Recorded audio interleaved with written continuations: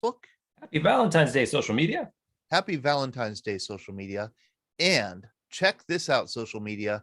We have a special, very special theme song for Valentine's Day. Hit it, Dino.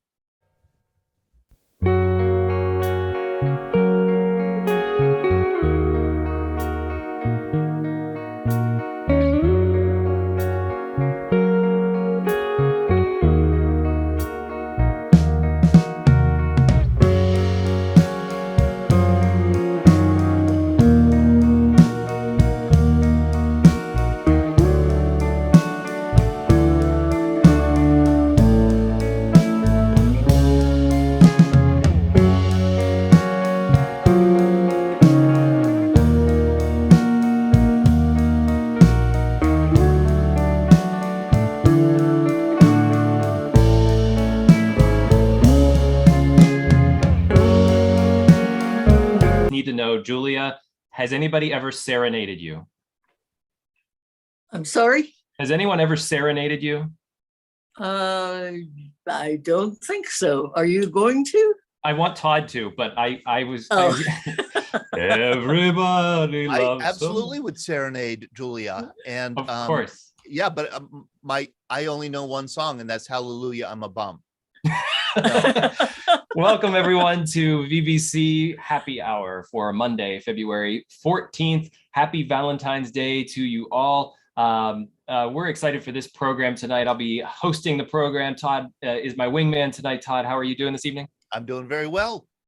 Excellent. We do have one sponsor we want to thank right off the bat is tobacco-free Adagio Health. We want to say thank you to them for sponsoring the VBC, for collaborating with us. It's been really wonderful, this collaboration thus far. Of course, the best way to quit smoking is to never start. But they have a really wonderful program here on the screen. If you would like to quit, it's best to go to tobaccofree.adagiohealth.org, or you can call the free quit line 1-800-QUIT-NOW if you are looking to quit smoking. Thank you again to them for sponsoring this evening's program, which is going to be quite exciting because not only do we have, I think, what's going to be a lot of fun happening in the chat, but we have a really special guest, Carol Van Den Hende. Did I say that right? Hende? You did. Great job. I'll do better even next time. Even within our own family, we pronounce it different ways. So don't worry, anything will work. Well, Carol is an award-winning author. Her novel Goodbye Orchid, which we will be talking about shortly, won the 2020 American Fiction Award for Urban Fiction. There's a lot of awards for this book. I'm gonna read down a list of a couple of these. Pinnacle Achievement Award winner for Multicultural Fiction, IAN Outstanding Fiction for Best First Novel, 2 Royal Dragonfly Awards, 2 Best Book Finalist Awards, Audiobook Reviewer New Author of the Year Award, 2021 Gold American Advertising Award. The list goes on and on. Congratulations, Carol, on all of the awards for this wonderful book. I've been reading a lot of different reviews on it and have a lot of exciting questions for you. But before we jump into that, I do want to ask everyone, since it's Valentine's Day, if you would be so kind as to put into the chat your favorite love song. Favorite love song in the chat. You don't have to do it right now, but over the course of the evening, we're just going to sort of, hear some, different opinions on what maybe the best love song is. And we also want to open up the room later to our group of veterans here, because many of you probably spent a Valentine's Day overseas and maybe wrote love letters, including, there is a story in this room that Todd knows about. Todd, would you like to call them out? Yeah. So, yeah, we would like to hear any, wartime love stories, military love stories, or Dear John kind of stories, letter writing stories. And I know for a fact we have a couple on this evening. They have masked themselves, but I will ask them if they want to unmask themselves. Dan and Cheryl Vaughn. Dan was a Marine at Parris Island going through boot camp. Cheryl was his girlfriend who wrote her letters. Dan and Cheryl, I just remember that Dan got in trouble, that the drill instructor didn't like the letters that Cheryl was sending. Dan and Cheryl, if you ever want to unmute yourselves and share that story, please do feel free to do so. I was thinking today about some of the love stories that were shared at our events over the years, and there have been quite a few of them. Here's one very much that comes to mind. Many of you will remember Bill and Jacqueline Winowich. They attended our events in the North Hills. Bill was an Army medic, had a lot of harrowing stories about, of course, being a medic. And I remember him saying, for example, he was 19 years old, by the way, 19 years old in 1944 when he landed in France, got involved in combat. And he said he remembers somebody telling him in training when they asked for their mother, because they said, you're going to have to decide whether somebody can be saved or not. And they would say, and he said, how do I know when somebody can be saved? And one of his superiors said, well, when they cry out for their mothers, you know that you can't save them. And he said, sure enough, that like the first day in combat, he was working on another 19-year-old kid who did cry out for his mother. And he said he'll always remember that first one. So he goes through this horrible ordeal, as you can imagine, as a combat medic in Europe. And right around VE Day, it was either right after VE Day or right before, he was sent to Paris and he was going to be transferred back home for rest and retraining for the Pacific. And he said he was a mess. He was absolutely a mess. He arrived in Paris dirty. He said, I was kind of out of it, kind of not in my right head after being in combat for so long. And he walks into a Red Cross, and I can't remember why, a large pyramidal Red Cross tent, and walked in. And he said, I was walking through the door, and a young woman, turns out she was 16 or 18, young woman is walking the other way. And it was Jacqueline, French woman, French girl, a Red Cross volunteer. He said, I leaned over and gave her a kiss on the cheek. And she wheeled back and punched me in the face and called me a pig in French. They were married 2 months later. Bastille Day, 1945. They got married in Paris. They were married, moved back to Pittsburgh. They were married for 74 years. He died in September 2020. She died in January 2021. And they were a lot of fun at sharing their, this is a picture of them on or about their wedding day, Bastille Day, 1945. So I'll always think of that story when I think of a wartime love story. And I do see Dan Vaughn shaking his hand. Hey, Dan, how are you? Oh, I'm going to ask you to unmute.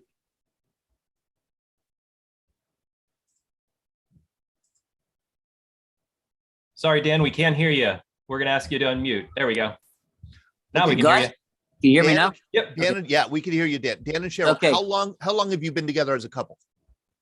1970, May 5th. Yeah, May 5th, 1970. That was No, I'm married. sorry. Oh, no, pardon me. Been together since 60, I think it was 63 over at North Park Skating Rink. That's where I met her. Oh, how great. And we've known each other since that long. But anyways, in regards to what you were talking about, Paris Island, the drill instructor gave me a couple of days to get a letter out because he was kind of like upset about all the letters on the back of the envelope, like seal with a kiss, SWAK, I love you, LILY, the whole thing. So it didn't really, the message was late and the mail was already on its way. To me. And so it turned around that he made me do 10 push-ups for every letter that was on the back of the envelope. So it ended up with about 70 push-ups before it was all over with. It was just one of those things, but it only lasted like one day. Then finally she got the message and it stopped going across the back of the letter. So that was it. I love it. So you two will have been together. It'll be 60 years next year. 60 years as a couple. Pretty much 60, about 63, somewhere around there. We started meeting each other around North Park. But anyways, in 65, we were dating anyways. But anyway, in 65 is when I went to Paris Island, and that's when we started that, the corresponding and letters. Well, listen, don't throw away those letters. Don't, make sure that they're saved for historians. I know that you still have them. Don't let Cheryl throw them away. Okay. All right. Thank you, Dan. Thank you, Cheryl. Yeah. We already have a bunch of people talking about their favorite love song here. Unchained Melody. Is this a song, Rick? A white sport coat and a blue carnation? Pat Boone? Lost Their Love and Feeling was. Yeah. And then we're looking at Cole Porter's Night and Day. Don Nemchik, I knew that you would be one of the first to respond to that question. And My Girl are your two favorite romance songs. All of Me by John Legend. Can I Have This Dance? And At Last by Etta James. All great ones. At Last, absolutely. Yeah. I would not have thought of that, but yeah, that's oh man, great stuff. Great stuff. But I'd love to invite our guest, Carol, into the conversation. Carol, thank you so much for joining us on VBC Happy Hour. How are you? I'm doing well. It's awesome to be here. Yeah, we're really happy to have you here. Do you have a favorite love song? You know, I was trying to think, and the suggestions are so great. I don't think I can come up with anything to top that. But I do have a really great meet cute love story of how my husband and I met.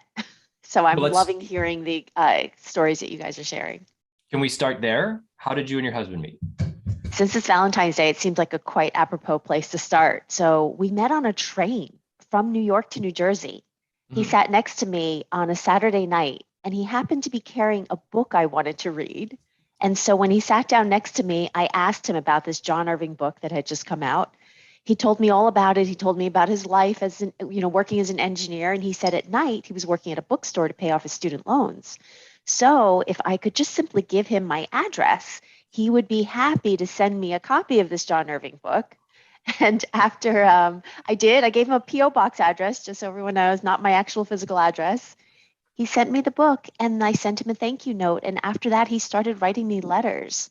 So I was really smiling when Don was talking about the letters back and forth to Cheryl, because those letters we've kept. We've held on to those for the 32 years since we first met. That's romantic. That's hard to top. Yeah. Well, Carol, you're an award-winning author of this wonderful book. And I want to get to the book because it was inspired by some of the trauma that veterans may experience and how to recover from trauma. And there's a whole lot to dive into there. But first, I kind of want to find out more about you and your background. Where are you from and what did your parents do? Well, thanks for asking and thanks for having me. So I was born and raised in New Jersey, and my dad worked as an engineer, and my mom worked initially as a professor, I think in mathematics. I don't even know exactly because it didn't last long. Once she got pregnant with me, then she stayed home. So her career was quite short-lived. Yeah.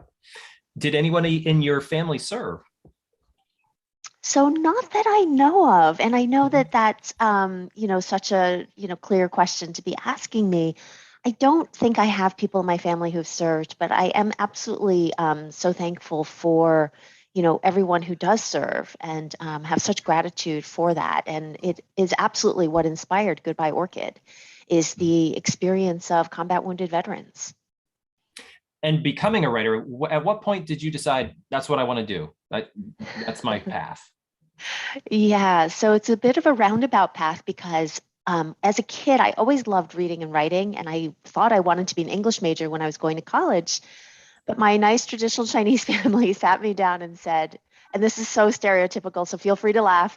They said, you're really good at math and science. So maybe you want to try math or science or engineering instead of English. And they got me to agree to try engineering for just 1 year. And if I didn't like it, I could come back and negotiate to switch back to being an English major. What happened was when I showed up as a freshman engineering major, this is, again, such a funny cliche. You may have experienced this as well. They sat us all in an enormous auditorium, and they gave us that speech. They said, look to your left, look to your right. In 4 years, only one of you is going to be left because the rest of you are going to fail out, flunk out. You're not going to make it. That got my competitive spirit so fired up. I'm like, you can't tell me that I'm not going to make it. So 4 years later, I walked down the graduation aisle with my engineering degree instead of my English degree, which is a long answer to your question. How did I choose to be a writer? I think I always was meant to be a writer. I did have a multiple decade detour from that path. because after engineering, then I worked in digital technologies. I worked in marketing with my MBA. I worked in strategy, and I'm currently on Mars Incorporated's digital technologies leadership team. And really, I just came back to writing when I was going through a hard time with one of our twins. And I turned to writing as a place of solace. And that's really how Goodbye Orchid came about, because during that difficult time with one of our twins, I was incredibly inspired by the journey of veterans, and particularly combat wounded or service wounded veterans. And if I might ask a personal question, what your twin was going through, what particularly led you to correlate that with veterans trauma? It's true. What was happening with one of our twins was that it turns out he has special needs, and we didn't realize it. They emerged over time. So when he was, 7 to 9 years old, around that age in grade school, that's when we started to realize that he had special needs. And so it was really being incredibly inspired during that difficult time by the strength and resilience of service wounded veterans, and how they, were able to demonstrate strength and resilience to get back to good. And a lot of what I've been reading about this book is that's kind of like, that's what it hammers home. This is about strength and resilience. And I want to get to sort of the characters as well within this. Why? This is an odd question, because I was kind of reading up on this, is what would you call an ordinary romance story? Because what I've read about your book by Orchid is that it's not an ordinary romance story. It's so true, because romance has certain expectations, people who read romance. And this is not a romance novel. In fact, romance readers have said to me, although there is a love story, and a very deeply emotional love story at the heart of Goodbye Orchid, that it doesn't fall into traditional romance. Because in romance, there is usually a meet cute where the couple meet each other. A lot of times they hate each other, and then it's about this, very dramatic, like how do Pride they and then Prejudice. turn that around? Yeah. And then turn that into love. And then it mandatory in romance is to have the happily ever after. And so there are some elements of this in Goodbye Orchid, but romance readers say this isn't quite romance, because usually the hero and the heroine or the protagonists end up spending 90% of the pages together on the page, kind of in that place of conflict, and it's working through that conflict that makes a romance novel. And so really people say instead, Goodbye Orchid is contemporary fiction, as opposed to just really specifically romance. How did you come up with the idea for Goodbye? I realized that your twin was kind of going through this, and then the resilience, but the main idea of these two people, what they had to go through to come together, where did that sort of have its beginning? Yeah, so the beginning is absolutely seeing stories of combat wounded veterans on television, in the news. And so the very first idea came about was to have a character that was injured like a combat wounded veteran. So although the characters aren't military characters themselves, the arc, especially of Phoenix Walker's story, the main character in Goodbye Orchid, his arc is similar to a combat wounded veteran. And what I realized as I was watching stories about combat wounded veterans in the news was they are going off to fight for our freedom at such the height of their, physical strength, mentally trained. And then when they're combat wounded, they fall so far.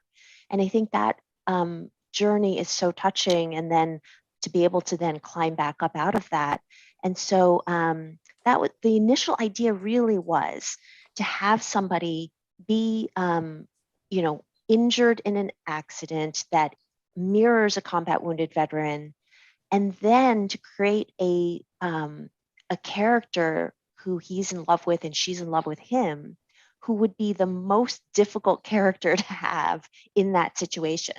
And so Phoenix Walker, right in chapter 1 of Goodbye Orchid, is in a really tragic and traumatic accident. The character, of Orchid Page, whom he's in love with, she's in love with him, he's thinking about her when he wakes in the hospital, sees what's happened, sees that he's been changed forever. He also remembers, though, that Orchid had witnessed the death of her parents as a child and is therefore sensitive to images of trauma. And in an effort to love and protect her, he feels he's faced with the hardest decision of his life. Whether to love her, he may need to leave her without explaining why, which is why it's called Goodbye Orchid. And so, to answer your question, the character Phoenix came to me first, completely inspired by combat wounded veterans. And then the character of Orchid was created because that is such a heart-wrenching place to be, to feel that the person you love cannot accept who you've become. Yeah, that's a very tough question to answer. The backstory. Obviously, you spend a lot of time with these characters, and there's a lot that's happened to them prior to what sort of launches the book. How did you flesh them out and really get them to a point where you felt like these two people are already in love at the beginning of the story? Yeah, so I'll give two answers to that insightful question. One, first of all, I wrote an incredible amount of backstory before the first page of Goodbye Orchid. And so I knew how they met, what they had been through and how they fell in love. And in fact, readers who now love Goodbye Orchid have asked me for that story. And so that is coming out next as the prequel to Goodbye Orchid that tells that. I had a question about that later, because I was like, is this a one-off or is there a sequel? But the sequel is a prequel. So, all right, awesome. There's more to come for sure. Yeah. And then the second part to your question, which is so insightful because it is important for the characters to be real and human and feel like you could run into them in the street and you continue thinking about them after the last page is done, requires a lot of research. And because the story was inspired by combat wounded veterans and I wanted to pay homage to combat wounded veterans, I took the research incredibly seriously. And so the research took the form of both secondary research, everything I could read and get my hands on, articles and books and watching videos and understanding what that experience was like, as well as primary research, meaning I spoke directly to primary sources to make sure I was getting not just the physical journey correct, but also the emotional and the mental journey of recovery. And so lots of people helped me, including doctors and surgeons and psychologists and social workers. And of course, many combat wounded veterans were so generous with their time and being very candid with me about their experience. Todd, I want to ask if you could bring up the picture of the one wounded veteran. You sent us a PowerPoint right before we started here, and I wanted to bring up a picture of him. If maybe you could give us a bit of that research, because what I've read about the book is that it is very well researched. So obviously we know Bradley Cooper here on the left, but can you tell us about the veteran here? Sergeant Brian Anderson on the right-hand side there, he shipped out on 9/11 to Iraq, and was so proud to serve. And on his last tour of duty, he actually, his Humvee was hit by an IED. And he luckily, one of the things he says is, luckily he was the only one injured in this explosion, because the way that the IED was rigged, the tripwire across the road was rigged to go off at the sixth time that it was triggered. And it was intentionally done that way to try to maximize the damage. And if the convoy had been traveling at regular speed, it would have done incredible damage and hurt or maybe killed a lot of people. And he feels incredibly grateful that for whatever reason, they were traveling very slowly. There was traffic. And so when it came to his, he was third in line. So when his Humvee tripped the tripwire, they were going so slow that he really took the brunt of that explosion. He was really confused and dazed at first. His guys pulled him out of the driver's seat as fast as they could to get tourniquets on him. And he lifted his head on that dusty Iraq street. And he saw right there what had happened, which is that the IED had blown off both his legs and his left hand. The helicopter came, airlifted him out. He lost consciousness and woke up 7 days later at Walter Reed Medical Center. He found his mom sitting next to him. He actually was really upset when he saw her because he said, "Mom, you're in a war zone. You should not be in Iraq. You need to get out of here." He didn't realize he had been shipped back to the US. Yeah. And she said to him in that moment, "Do you know what happened to you?" And he said, "Yeah, Mom, I know what happened. I saw." And she said, "You know, you have two choices at this moment. You can either roll over and die, or you can get up and fight." And he said, "Mom, you know me. You know what I'm going to do. I'm going to get up and fight." Mm. And he talks about it in his memoir, No Turning Back, which I happen to have my signed copy here from Brian.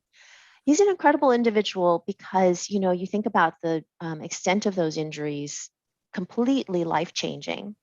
And yet he will say if he could change it, if he could undo it, he would not. Because going through that, losing 3 limbs, the recovery, both, you know, made him so empathetic towards others, and it made him very strong. Mm. So nowadays he's a disability advocate. He works for a wheelchair company helping to design and market wheelchairs. He is a public speaker. He's an inspirational, motivational speaker. He's an actor, as you saw with Bradley Cooper. And he has this incredible life and is a really happy, amazing person. I feel incredibly fortunate every time I get to see him. Was he the first disabled veteran that you had met? He was. He helped me a lot with Goodbye Orchid. I had so many questions, you know, because I could learn a lot about what it was like to recover from traumatic amputations, what the complications could be, how long things took. But I still had questions, and he was so incredibly generous for me to be able to ask him really difficult questions about how it felt to be in that moment. And I was, you know, kind of hesitant. I didn't want to bring up things that would maybe make him feel sad. But he really welcomed it and wanted to talk about it and was just generous with his time and generous with his candor. And we can, you know, the book's been out almost a year and a half now, and he and I worked on it years ago, and we continue to keep in touch. I've noticed that over the last several years working with VBC, a lot of the things that I tend to learn are not things that I initially went into thinking I would learn. And especially like you sort of had an idea, like I'm going to talk with him, sort of learn how to recover from trauma. But what do you feel maybe that you learned from him that was a bit beyond what you were expecting? Yeah, so a few things. I mean, I think I shared a little bit of the, you know, he wouldn't change a thing, which is pretty incredible. Mm-hmm. I also learned, I think 2 things really stuck with me. One, he said that he wouldn't change the accident, but what he does wish he could change is the way that people look at him or treat him. I think the thing that probably hurts him the deepest is when people assume his life is tragic. And the reaction he might get on the streets, you know, someone gasping or, you know, saying, "Oh my God, I'm so sorry." And he's like, "I'm not sorry, I'm fine." So I feel like that for me, when I think about how that kind of daily occurrence can be so hard, it hurts my feelings, honestly, when I think about him going through that. And I feel terribly for him. And I wish people wouldn't do that. And so I actually put that into Goodbye Orchid as a way to help others to know that, you know, don't assume the value of someone else's life. So for me, that one was very, very strong. And then there's another story, but I see Todd maybe wants to ask me something. Yeah, no, I pledged that I would keep my mouth shut. And every time I do that, I break that pledge. I have so many questions. Did his story at all change the character arc or your narrative, you know, in ways that you didn't anticipate? In other words, did you have a story in your head and then he told you something and you really felt like I have to go in a different direction, or no? You know, he also helped me with the sequel, which I'm working on. There's both a prequel and a sequel. Oh, And in the sequel, which we were just talking about, even, last year, we were talking about the sequel. I think for me, he was really encouraging to show both the vulnerability as well as the strength. And that is not an easy, it's a fine line. So I would say that making sure that both of those show up with balance, with authenticity, is part of my job as an author that I take incredibly seriously. correlating this to Phoenix, what can you tell us about the character of Phoenix in your story? So Phoenix Walker, and this is where I think it really parallels that arc that we talked about earlier, where veterans who are fighting for our freedom are so at the top of their game, and this is the experience of Phoenix Walker as well. When we meet him on page 1 of Goodbye Orchid, he is a successful entrepreneur who has started his own advertising agency. So he's a founder.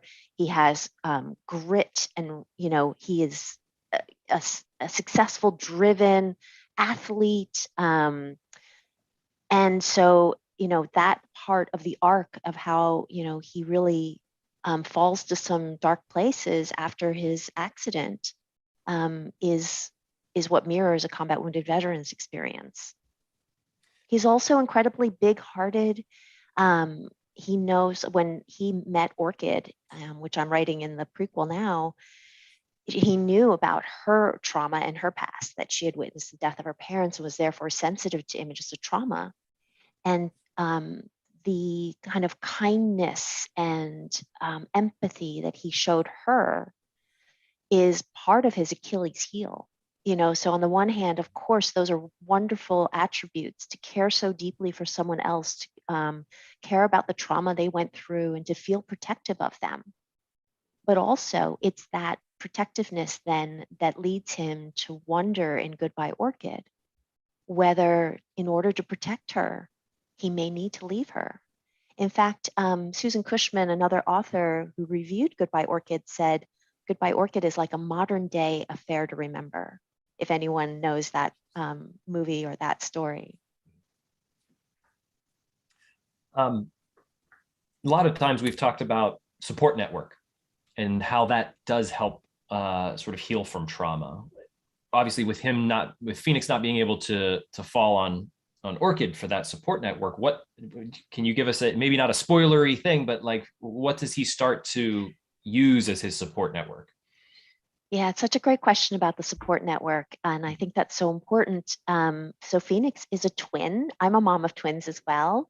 And so I've written Phoenix and Caleb. Caleb is his twin brother. And it's interesting because Caleb is a bit of the black sheep of the family.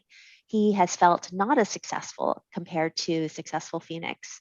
But when the accident happens, the tables are turned. And Caleb has to decide whether he can step up to be the brother that really supports Phoenix going through this. As well, there's a whole cast of characters. Phoenix's mother, Veronica, plays a big role in the story and in Phoenix's healing journey.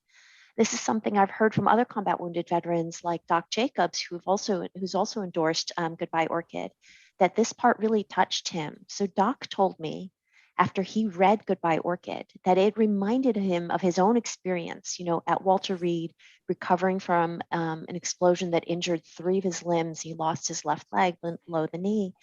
And he talks about how he had always thought about that period, that difficult period, through his own lens, but that after reading Goodbye Orchid, he had this additional insight, and he started thinking about what his dad and his grandma, whom he calls Jima, must have been through, being at his bedside for those 11 months, going through all those multiple surgeries. He's actually just come through surgery number 86. And so he said that the story, and this touched me when he told me this, actually gave him insight into his own experience. It's incredible.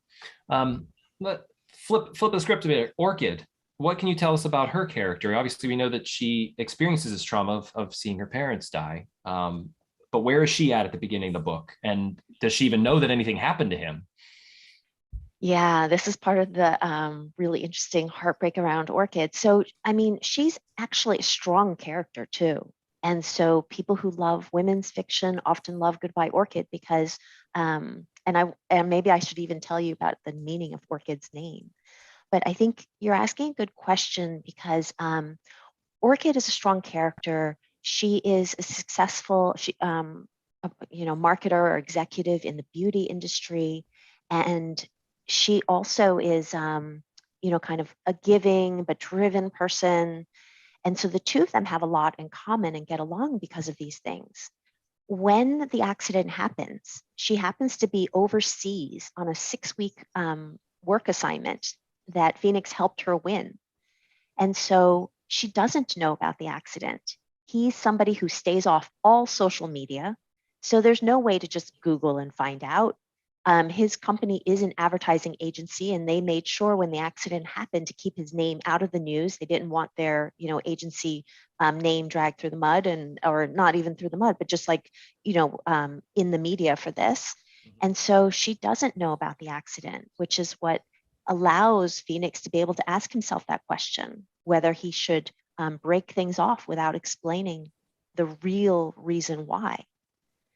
And the reason I bring up Orchid's name, if you want me to go there, Sean, it's up to you. Of course, no, that's why we have you on, because yeah, go ahead. A lot of people ask me both their names. Phoenix's name, it's probably a little more obvious why his name comes from mythology. And so feel free if anyone wants to put, their interpretation of why these names are the way they are. But Orchid, it's a little bit less obvious why her name is Orchid. And so what's interesting is I know for myself when I have an orchid, and a lot of people gave me orchids as gifts after Goodbye Orchid was published. I'm usually nervous when I get an orchid. I'm thinking, ice cubes, don't give them too much water. The sunlight has to be right. I might kill them. But if you talk to an orchidologist, orchids in the wild can be quite resilient. They can be hardy. They can grow on trees. And I love that paradox because this is the thing. Phoenix wants to protect Orchid because he's worried that she's delicate from the experience she had as a child. But actually on the inside, she's quite hardy and resilient. And so I love that about orchids. It has this reputation for being delicate, but actually they're quite hardy. I will never admit to my wife and I having green thumbs because we kill pretty much every plant that we have, but somehow my mother-in-law can take anything, a dead orchid, and it'll sprout in her house with her care. We give her any plant and somehow she brings it back to life. I don't know how she does it. It's incredible to watch, but she has probably 10 orchids in her house. Now, something I've always been interested in is like I said, you spend a lot of time with these characters. You're writing backstories. You're really trying to put yourself, there's a lot of what you put into it, a lot of love. But is there a piece of both Phoenix and Orchid that you don't like? Oh, it's so hard because I have incredible empathy for both their situations. I think that perhaps there are moments when they make a decision to do something or behave in a certain way in which perhaps I wouldn't behave in that same way, or perhaps I might not like that behavior. But that's not the same as not liking the character. I have incredibly deep empathy for both characters. So yeah, in some ways it's the way I think about my children. My twins are 18 now. And there might be behavior that's, not the best, but it becomes a teaching moment. And so I guess I feel that way about Phoenix and Orchid as well.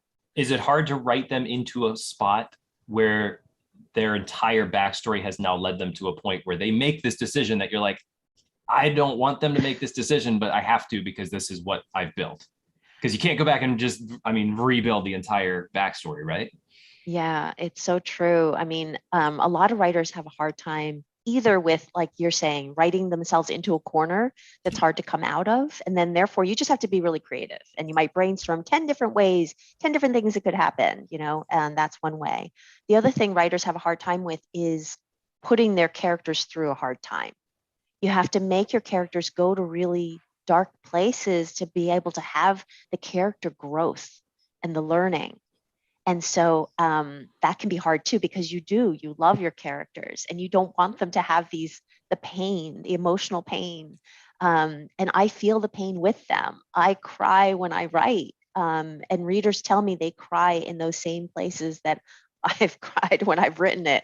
In fact, that's how I initially knew this story, which I started writing as a place of solace for myself.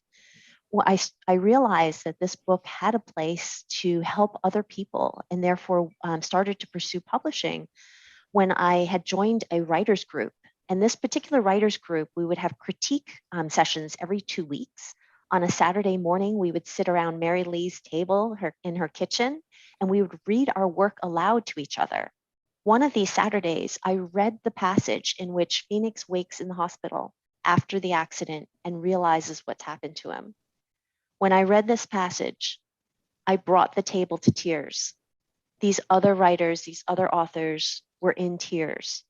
And I thought, there's something really powerful and special in this story. And I'm so glad that I did pursue publishing, because now I do hear from readers that the story deepens their empathy for people with disabilities, that the story shines a light on experiences they've never had themselves. And also people with disabilities have told me that they feel seen. And those are really powerful things. And so, yeah, that's how it came about. It answers my question of how personal is the story to you. But I guess my thought is, how difficult for you, for your family, was it for you to do this research? I think the difficulty for my family and for me was the time commitment. It is an enormous undertaking to write a novel, and the research and all of the time that went into that. I also work full time at Mars Incorporated. I'm a mom of twins. I volunteer on a board of directors for a special needs school. And so it did mean that it had to be important to me to be able to spend the time on that. And so I dedicated the Goodbye Orchid to my humorous hubby because, he had to be okay with me spending that time on this project that was really important to me. Phoenix is dealing with both physical and emotional trauma. Can you sort of define the difference to you, what these two traumas are to him, and maybe some of the treatments that you maybe work him through? Yeah, it's a really good question. So the physical trauma he goes through, he has to learn, his mobility is hampered. I don't know. I don't want to give too many spoilers. Yeah, so totally. Yeah, I could say, well, that's on but, page 100 and you'll get there. So. Well, no, actually it happens pretty soon. I do have to say, people say Goodbye Orchid is a page turner. Like you get to the end of chapter 1 and you're like, oh my God, what just happened to Phoenix? And then you have to keep reading to find out what happens. But yeah, the physical trauma, it's, so hard to go from being an athlete and being really active to relying on other people for everything, being in the hospital, and his, trying to become independent and trying to find his mobility is incredibly heart-wrenching. And that experience, there's a lot of doctors and surgeons who helped me make sure that those things were right and accurate, and physical therapists, nurses have read the story and really praised the work for being authentic in those ways. But the emotional trauma, I think also people like the CEO of USA Cares, Trace Chesser, kind of really praised Goodbye Orchid for also capturing the emotional journey, because that kind of change, a change that changes your body forever, is hard to get used to. And to tell that story of how does that make you see yourself? How do you, see yourself reflected in the expressions and the eyes of your friends and family who come to visit? That experience I shared, where Brian Anderson says that strangers will look at him and gasp. All of that changes how you feel about yourself. And it's that emotional journey that I think is maybe even harder. I mean, both of them are so incredibly hard. And in fact, because that emotional journey is important to depict and the recovery from it, as you asked about, Sean, the prequel that I'm working on now tells the story of Orchid's recovery from the trauma that she had witnessed as a child, and actually pays homage to people with post-traumatic stress disorder, or PTSD. And in fact, I've had combat wounded veterans with PTSD help me with that prequel, again, in an effort to pay homage and to capture that appropriately. This is one of the, if you're seeing this on screen, this is one of the slides from the PowerPoint you sent over. I'm guessing this is mostly like a fictitious character, like, although a model. This isn't someone who read the book or a veteran. This is just a model. And yes, thank you for reminding me. Actually, now that I read this, I realize I didn't share that Orchid is half Chinese. I'm Chinese ancestrally, although I was born in the US and feel very American. She's also Asian American, but she's half Chinese, and then her father's side of the family is from England. So she's half and half, which is my children as well. My husband is Caucasian, so my kids are half Asian. So she's half Asian. Was that a particular way for you to really bring yourself into Orchid and help shape her? Yeah, I mean, there is a part of that story too, because the 6-week assignment that she goes on is a work assignment to China, and she wants that assignment because she feels it might bring her closer to her mother. She finds herself looking for, like people who look like her mom on the streets of China. And so that is a part of me that I had experienced when I went to, so I worked for Mars Incorporated, and I was there on assignment for 2 years. My husband, my twins, and I all went to Beijing for 2 years. And that some of my experiences, and some of them are funny experiences, do show up on the pages of Goodbye Orchid. For instance, where I totally assumed that once I showed up in China, everyone was going to think that I would speak Chinese and expect me to speak Chinese. So even though I didn't, I forced myself to learn Mandarin as fast as I could, because I thought everyone's going to expect that of me. And when my coworkers, I think a year into my assignment, they were praising me because they said, "Oh, you learned Chinese so fast. I don't know how. The other expats don't learn as fast as you." I said, "Well, I figured I had to, given the way I look." They started laughing. They said to me, "Oh gosh, we would never, mistake you for a Chinese national." I'm like, "What? I'm ancestrally 100% Chinese, like my genetics, even though I was born and raised here." Mm-hmm. So they said, "Well, the thing is, between the way you wear your hair, your clothes, your mannerisms, the way you speak, we could tell like blocks away. We would never think you were Chinese." And so I didn't need to put all that pressure on myself, it turns out. How much of Orchid's culture sort of comes out in the story? In Goodbye Orchid, it's pretty light. It's not, a huge part, because she was raised in the US, so she also feels very American, but something she to does dive have into this more in the trip. prequel. Exactly, or Yeah. the sequel. Yes, there's more to come. I said this about the last author, which I find it incredibly interesting. I spent a lot of time working at a bookstore in my previous life as an actor, and I was always interested in book covers. Everything sort of has to catch your eye in some way in the bookstore. So, I thought your book cover was incredible, and I wanted to call attention to it because I wanted to ask you how you came to find that. Was it you had the help of your publisher? Did you work with a graphic artist? It's very catching. I figured you had some kind of literary background with the insight that you had in all your questions, but thank you for asking. Goodbye Orchid's actually won multiple design awards for the cover design. The way it came about, so Kohler Books is my publisher who published Goodbye Orchid. And so I was able to write a brief, which is just a summary of what do I want the tone to be? What's the most important message? What do I want to communicate? I was able to write that and share that with the cover designer. And basically I said, this is such an emotional story that does bring people to tears. I want to capture the emotional and physical shattering of Phoenix and Orchid on the cover. If I had to pick just one thing, that would be the one thing I'd want to communicate. And so she ran with this idea of Orchid's name and she took the image of orchids, but I don't know if you can see in the image behind me or in the book cover, the orchids are shattered. And it's that movement and that shattering that really captures the heartache that's on the pages, but also in the end, the resilience and the emotionally satisfying ending. And in fact, not just the cover has won awards, but also the interior design. If anyone gets a physical copy of the book, there's a little image of orchids on the bottom right corner of every page. And if you flip through the book, the orchids will appear to shatter until you get to the darkest point of the story. And then they visually come together for the emotionally satisfying ending. It's a little bit like a flip book.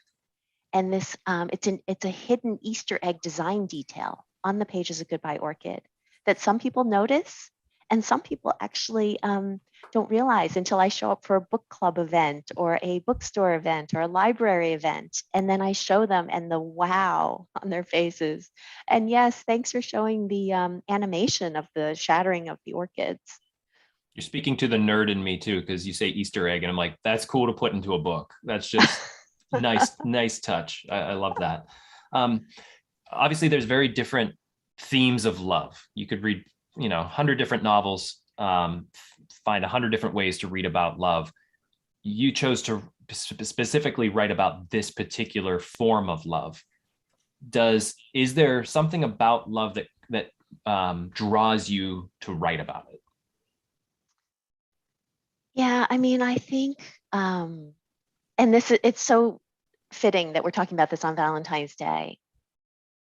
I have a belief that love can heal, especially unconditional love can really heal. And so, Caroline Levitt, who read this book, she's a New York Times bestselling author, said that what really struck her were the themes of self-sacrifice in love. It's almost asking that question, how far would you go? How much would you do for someone you love? And those are hard questions with not easy answers. You've mentioned it several times so far, is how does Phoenix keep her in his life from the trauma she's experienced? Is it better to protect her? What question does she have to answer in this book?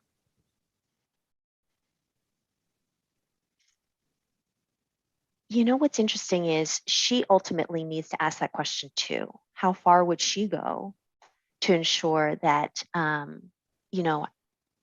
their love flourishes? And it is that ultimate hardiness and resilience of an orchid, not the delicate part, but the hardiness and resilience that leads to that emotionally satisfying ending. But also, I think your question reminds me of another really important insight, and one in which I did get from speaking with Brian Anderson and other combat wounded veterans. Phoenix says to himself that he's trying to protect Orchid and therefore feels he needs to decide whether to love her, he would have to leave her. But his twin brother, who knows him so well, at one point in the story, finds out that Phoenix has kept Orchid out of his life. Sorry for the spoilers. And says to his brother, who are you trying to protect? Her or you? And I think it's really that insight, of when you're so changed and feel like maybe you're not the man you were before, there could be a piece of trying to protect yourself. And this is the story Brian Anderson actually shares in his memoir, No Turning Back. He talks about in his own hospital bed when, his girlfriend is calling and emailing like crazy. And she, after, he's been hurt, and she wants to come and see him. And his mom is relaying all the messages, relaying the emails, relaying the phone calls. And he says to his mom, I don't want to see her. Do not let her come. And what he says is that he didn't want to see the expression on her face when she saw him. And he would rather that she remembered him the way he was and not see how much he had changed. Are they still together? They are not.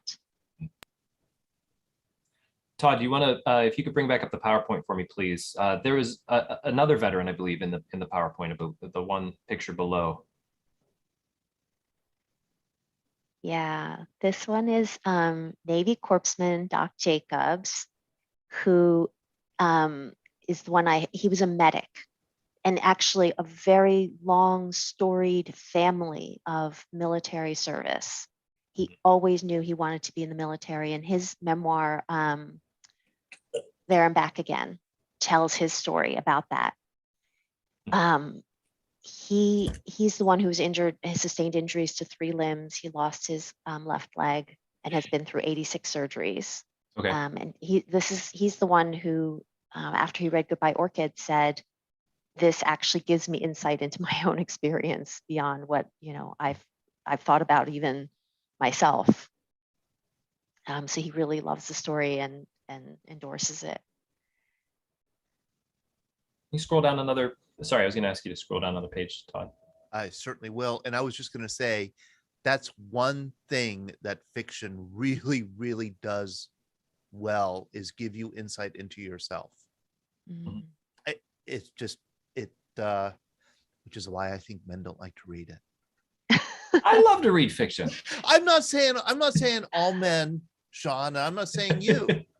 I'm just saying, it's isn't it well known that women read fiction, men read nonfiction, and well, I should just stop talking.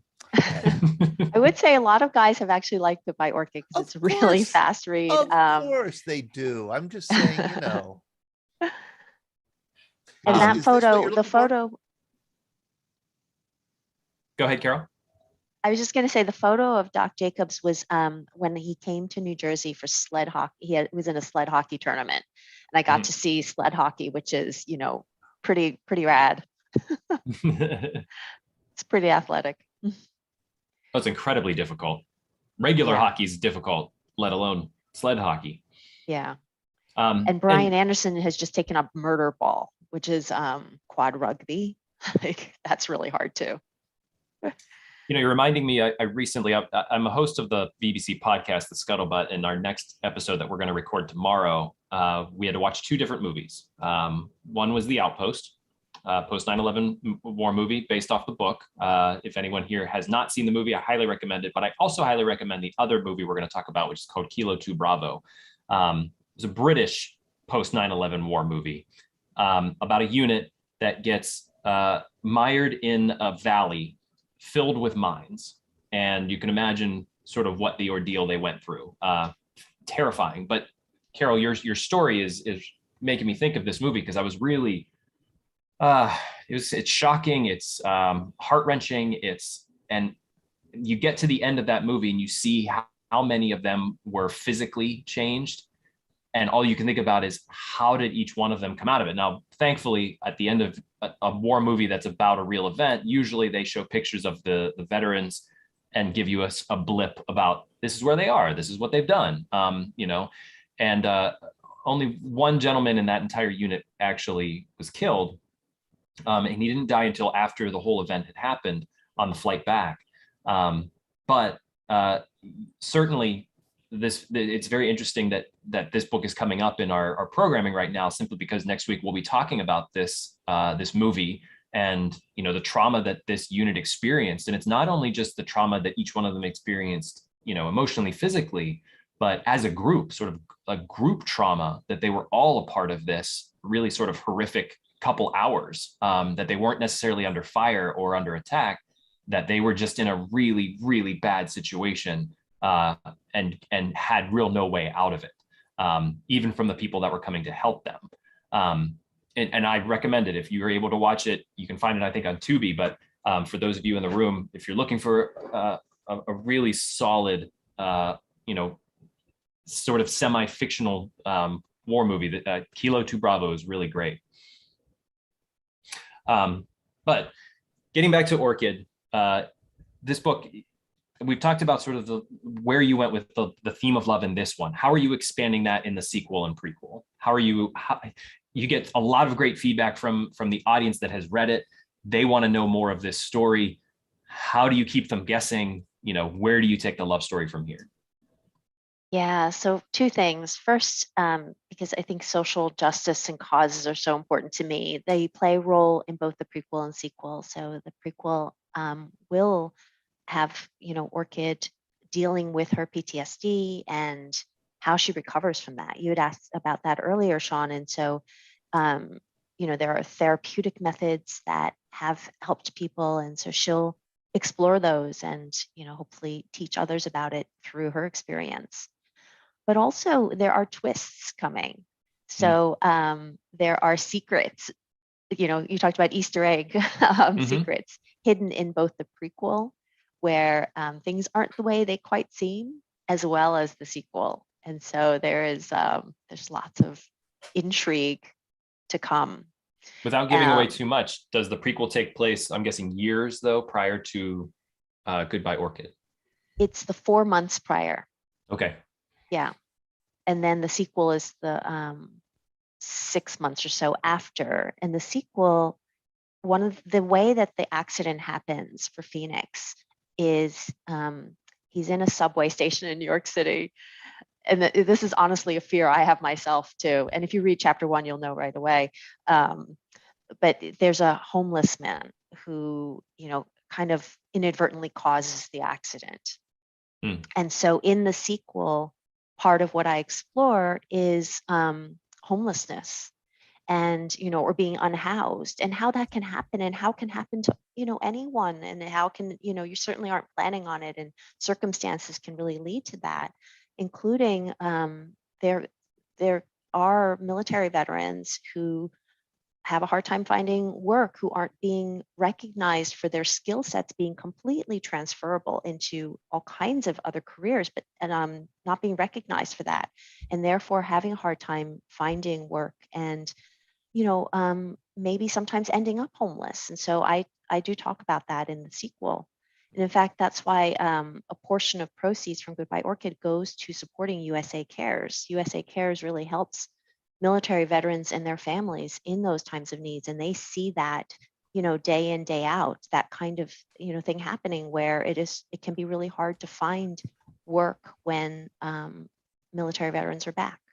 How did you get connected with them, and why did you decide to have part of the proceeds go to their mission? So Brian Anderson is a spokesperson for USA Cares, and he connected me with the organization. And when I met Trace Chesser, the CEO, he actually was so impressed by everything I was doing. He offered me a position on their board, to join their board. And unfortunately, I was already on another board and I had a lot on my plate. So I wasn't able to say yes at that point, although I still have in the back of my mind at some point, hoping to be able to say yes at a future date. We have a couple board members on the program tonight, and they can attest to the level of work that we send their way. So I'm sure they understand. I'd like to also open it up to the room here. Questions. I know, Ken Kazak, you're also in the room. At least I thought I saw your name. But anyone who has questions, go ahead, Todd. I just wanted to say, I see Larry Guggens, and I know he'll have something to announce. Beth Ruschel might have something to announce. And for Honor Flight, and Ken Rizicki, you renewed your vows today with Dolly. Congratulations. And Connor had his hand up earlier. And Connor, yes, Connor, he sometimes has to walk away to have dinner. So he comes back. I'm having problems with my connection here. I was just about to go back to the phone, because it seems every time I touch the mouse, your audio breaks up. I don't know. Can you even hear me? We can hear you. Oh, yeah, you can't. Okay, fine. No, this was a blurb that was on TV a couple weeks ago, and it was an opportunity to go to the Van Gogh immersive experience and renew your vows. And I never do anything like that. And I just thought, in the past, I always kicked myself in the butt for not doing it. And so I just decided, you know what, let's just take the plunge. So I sent an email in. We were accepted. They wanted 14 couples there to renew their vows. And Jim Krenn, who is a local radio personality and a comedian, was to be the MC. And I'm thinking, oh God, he's a comedian. You know, where's this going to go? And actually, he is an ordained minister. A friend of his was getting married, and he wanted Jim to perform the ceremony. So Jim went online and he took whatever studies you needed to do and became an ordained minister. And so he was very respectful with all of us. We went up one by one and renewed our vows. But earlier in the Zoomcast, Sean had mentioned a song, A White Sport Coat and a Pink Carnation, although I think he said blue, but the proper color was pink. My wife's favorite color is pink. So what I did was I wore a pink tie and a pink carnation, but not in a white sport coat. I had a regular black suit on. That's great. I see that Connor is back on the What was screen. interesting was I met another Vietnam veteran down there. You know, before I go to Connor, did you know Dolly when you were in Vietnam? Oh, can't hear me. Let's go to Connor. Connor, you've had your hand up and have been in and out. You put a message in the chat I heard here. you. Oh, okay. I heard you. You're breaking up a little bit. Connor, thank you. You mentioned Julia Parsons' 101st birthday. Julia's with us here. It's kind of awkward. I'm saying this when Julia right here with us in the room. But Julia's birthday is in 16 days. She turns 101. She's Navy Wave. You all know her, World War II veteran. And we're trying to get, well, a couple things to her. One is birthday cards from people. We'd love to get 101 birthday cards. We're pretty much well on the way. I've got several in the mail today. If you'd like to send one to Julia Parsons for her 101st birthday, you can send them to the Veterans Breakfast Club. Julia Parsons Veterans Breakfast Club, 200 Magnolia Place, Pittsburgh, PA 15228. Put it in the mail. I put it in the chat here and also on the Facebook side. Connor, you have longevity in your family, don't you? That's correct. Who is it who lived to be 100 years old in your family? And nice haircut, by the way. Oh, thank you very much. The one that lived to be 100 years old? Yeah. Oh, well, that's how old my great-grandmother would have been if she was alive. Got it. Okay. My great-grandaunt's the one that's 96 and a half. Okay. But she has lost part of her vision, so she cannot see very well, and her hearing is almost gone, and she has arthritis pretty bad. Yeah. Now, do you talk with her and get her story? We see her once in a while. You know, it takes a long time for us to see her because she's 4 hours away from me. You know. Okay. Because I don't have her number because her hearing is not that good. She can't talk. Right. Well, great. Do you have any other updates on any other veterans you've talked to recently? I have several veterans that I'm working on. You know, me and Carol have a lot in common because we both connect with veterans in different wars and so forth. I connect with World War II. She connects with different veterans. And when I hear their stories, I feel the same way. I don't have tears, you know. I just feel emotional inside because no one wants to go through that, but it's just war, you know. I've interviewed veterans who lost their best friends in World War II, and in fact, some of them did something really highly unusual, like Gail Haverson, Bud Anderson, and several others. Yeah, truly great heroes of mine, and I have honored and a privilege to have met those people because they're not going to last very long at all. And you know, Connor, I've said this before, we love having you on and kind of sharing your stories about the conversations you've had with veterans because you're 17 years old. And how many 17-year-olds are out there who are calling 97-year-olds and talking to them about their stories? And I think it's just a wonderful thing for you. You know, I've seen you grow over the past year or so when you've been joining our programs. And I know that it's wonderful for the veterans also to know that their stories will be remembered and passed on by younger people. So Thank you for the work that you do. You're very much welcome. I have And a I'll quick let you know question. about Admiral Hayward when he recovers from his Right. broken ankle. Right. Connor, I had a real quick question for you. The same way that Carol sort of interviewed veterans and used that knowledge to help her write Goodbye Orchid. Have you ever thought maybe you would take the knowledge you've gained in all of the interviews you've done to write a story? I'll be writing the book in the future. Perfect. Perfect.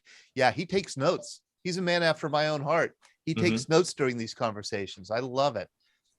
Thank you so much, Connor. Larry Googans, we have an event coming up on Saturday night, don't we? We do. We have 2 announcements and a statement. First of all, Connor, do you know what they say about, you have a big watch on. Do you know what they say about people that have a big watch? Here we go. I can't tell you. I can't say it now. Carol, thank you very much for a very interesting evening. I don't read a lot of love stories, but I'd ask, is Catcher in the Rye a love story? I have read that. I did read that a long time ago. He knows a lot of limericks. You can't take the fighter pilot out of me. Our Vietnam Veterans Chapter 862 are changing our meetings from the evening to the afternoon. For anybody that is a member or anybody that you know, please pass the word this Wednesday at 1 o'clock at the Rochester VFW. You know the reasons. We're getting older, dark. It's getting dark out, and our eyes aren't working very well. So 1 o'clock for our monthly meetings. And the second thing that Todd referenced this Saturday evening is the Tet Party reunion. The tickets have already been distributed. Let's put it that way. If you have one, of course, please be there at 4:30. The doors will open 6 o'clock. It'll start promptly. If you need a ticket, you can still call the number that's on the website, and Todd can get it to you also. There are still some where people turn them back in. Right. It's limited to 420 right now. Actually, 410 is the actual number. So it should be a little bit better than the past in that it won't be quite so crowded. So thank you very much. Connor, thanks. I always love listening to you. I'll stay on until the end. I don't know why you always have to come in till the end, but nevertheless, it's worth it. It keeps people on. And Carol, very interesting. Very interesting. Thank you for your time. And I never did sign off on Ellie, though. I don't know about that move, but I didn't either. Does that mean? Yeah. I didn't talk to you either. But anyway. Carol, please, and those of you who haven't heard, Ellie, my daughter, has been working for the VBC for the Veterans Breakfast Club for the past few years. And Friday was her last day. She started her new job in Chicago today. And I hear it went well, but I'm, fighting back tears. If I could use your time, go ahead. Go ahead. Yeah, I mean, the only thing worse than her leaving us is her staying.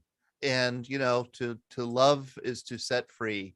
And it's wonderful to see her flourishing and growing and moving on in life.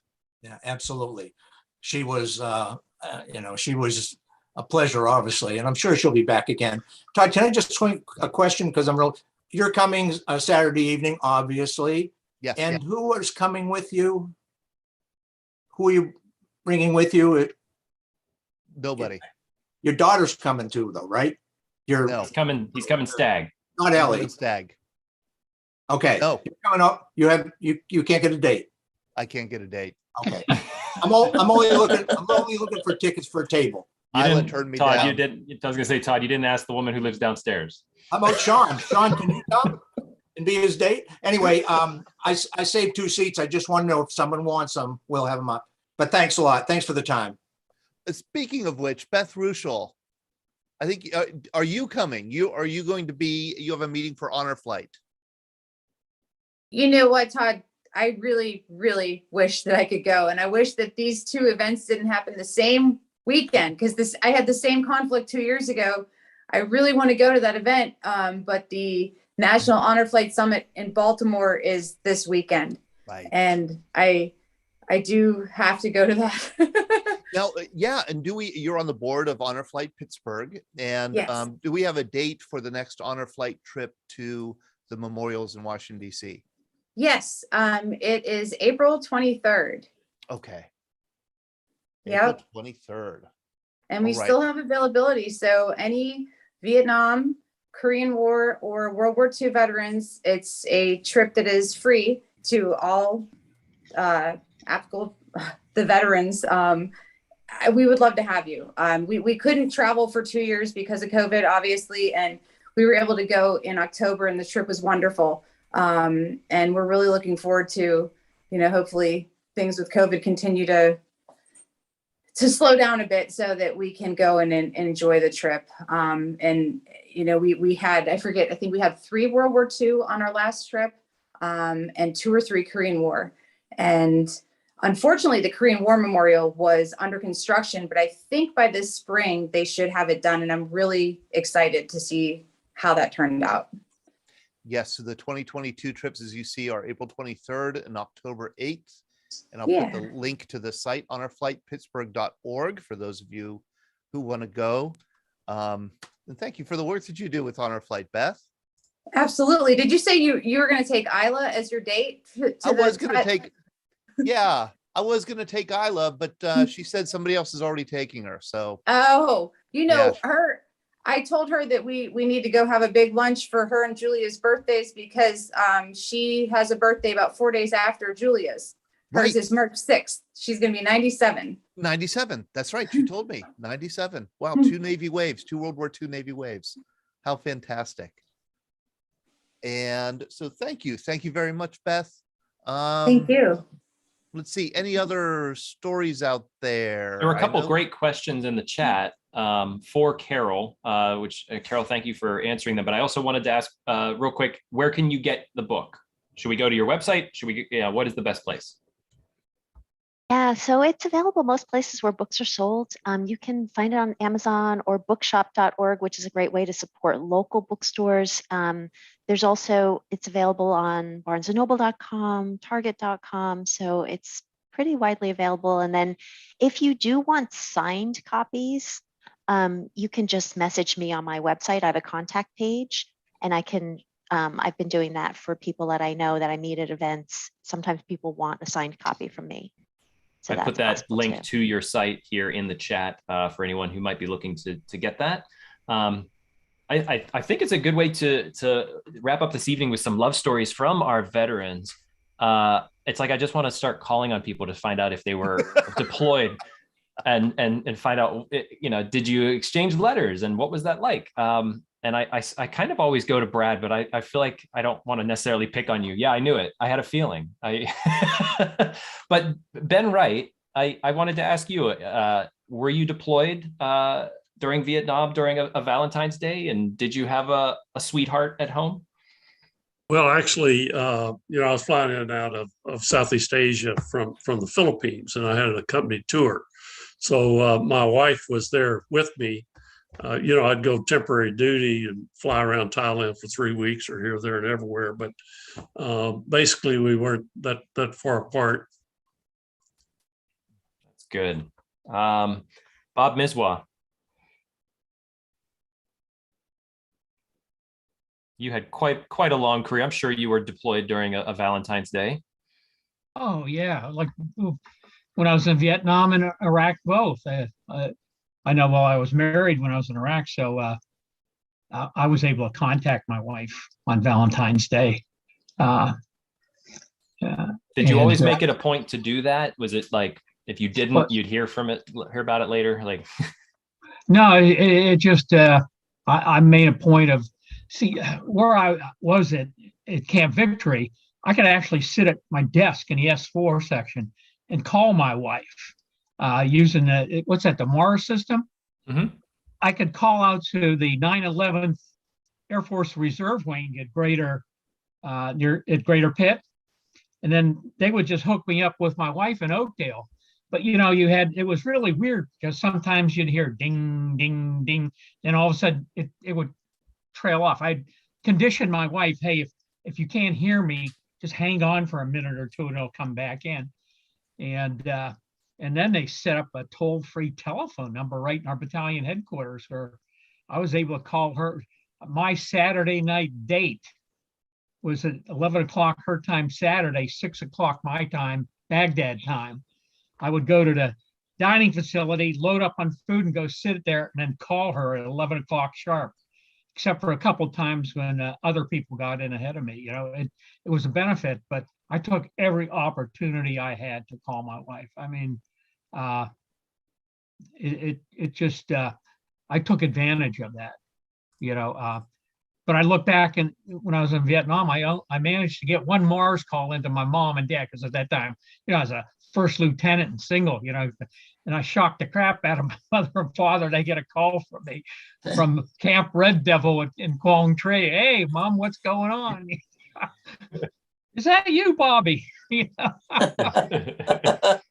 But yeah, you know, it just Valentine's Day was a special day with me and my wife. You know, I lost her 5 years ago, and it just but the memories, I tell you, the memories. I tell people I'm one of the blessed people. You know, God got me through Vietnam, a lot of combat, and then He introduced me to my wife, and I'd loved her 42 years, and I am so grateful for that. Oh, I am so grateful. You know, and two things stick out, and the first word is gratitude. I have a lot of gratitude to God for the plus things in my life. And the other one is my dad told me a saying. He said, my dad served in World War II, was captured, spent 2.5 years in a POW camp, and he's told me some stories. But he said, Bob, when you start feeling sorry for yourself, remember the saying, I cried because I didn't have any shoes till I saw a man without feet. So when you start, you know, falling into self-pity, you think of that. And I always revert back to that, you know.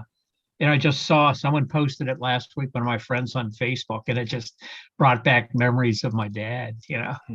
I have a lot of happy, you know, I tell people I am such a blessed man because my grandparents, all four of them, leaving Poland on slow boats and coming to this country.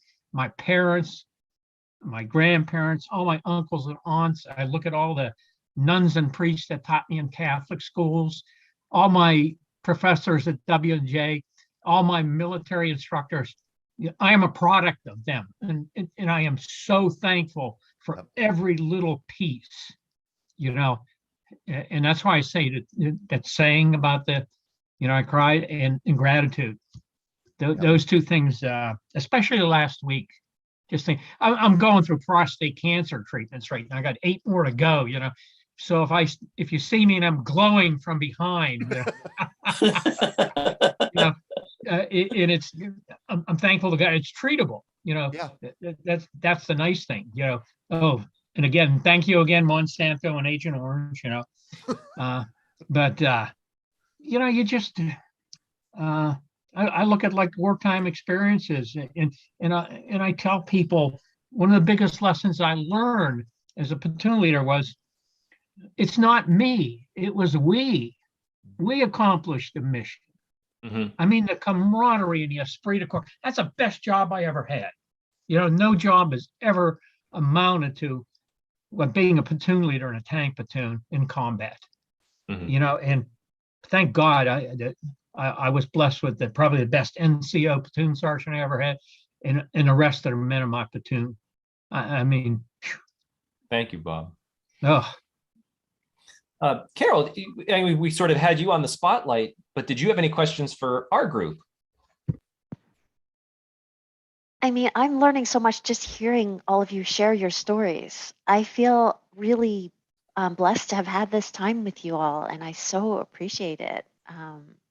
Thank you. I don't have questions, but I'm just well. One question for you is, because you're not a veteran as well. Todd and I were not veterans, but you know, one thing that I've been talking with, we have this great program right now called the Oral History Project, which any veterans in the room, if you want to share your story, we have the Oral History Project. You go onto our website, you sign up, we pair you with a volunteer, they interview you, we get your story recorded. You can either keep it just safe, yourself, your family, or you could say, hey, yeah, VBC, archive it, use it, and you can edit it and put it out there. But we'd love to have you. And Carol, this comes back to you in a way, because when I accepted the job at VBC, one of the biggest questions was, where do you think you'll find your biggest challenge? I said, well, probably just understanding the lingo, just understanding how do you talk to a veteran? What do you ask? How does that happen? And I want to ask you how you figured that out as you were starting to research your book. How did you find, being able to talk to a veteran and understand where they're coming from? Yeah, it's a great question. I think it was a little bit of an organic process. So just, spending time and then listening to the way that they talk about their experiences, and not just the words, but also the nonverbal language, the body language, the pride with which they talk about serving, and, the camaraderie with their fellow veterans. It really comes through so strongly. And I also found, like, Brian was one of the first people I reached out to. He's super straightforward. And so I just gave it back. Like, that was, he just wanted to be really direct. I'm like, okay, I can, so I just paid attention and tried to, respect the way that he liked to communicate and mirror that back. And I found that effective. I think they can, feel a connection with me as well, which I'm honored by. Hey, I want to jump in and just before we end the program, mention that Scott Masters interviewed John Bozak yesterday. His class, I should say, his class of students interviewed John Bozak. I got this, Scott, you're on with us right now, aren't you? Yes. Yeah, I'm here. And Chris Crompton texted me and said, look at my dad interviewing or being interviewed by these kids, by these students in Toronto. Scott Masters is a history teacher in Toronto at Crestwood Preparatory College. The students, she said, I hope his answers to their questions aren't too long. No, he did really well. It was really, really interesting to talk to him. He told us all about his wife. They had a great love story, so it fits in nicely with the theme here tonight too. They did have a great love story. John is 97 years old. He was a navigator on a B-24 in the 15th Air Force in Italy, and seems to remember just about everything from his service. I'm sure it was a great one. Yeah, absolutely. Thank you for the connection. Yeah. Well, if there's any other questions here for our guest Carol, or any other love stories that people would like to share this evening before we sign off, Carol, I want to thank you so much for spending the time with us tonight. I hope everyone goes out and gets your book to read more about Phoenix and Orchid and the love story that you labored over, I'm sure. This has been amazing. What a wonderful evening. What a wonderful way to spend Valentine's Day. So thank you. Thank you. And thank your husband also for saying, it's Valentine's Day. Yeah, you can do an interview. That's great. We're going to go have dinner now. Yeah, excellent. Excellent. Thank you all for coming on tonight. A happy Valentine's Day. We are going to be back Wednesday morning with Open Conversation.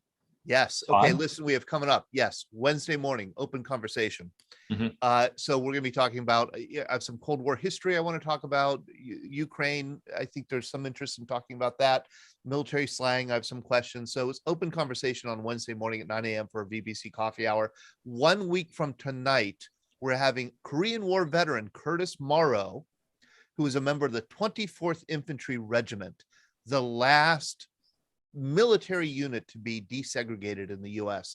He fought in a segregated all-black unit in the Korean War, the 24th Infantry Regiment. We're going to be talking with him and with the 24th Infantry Regiment's historian, Daryl Nash. They'll both be on a week from tonight.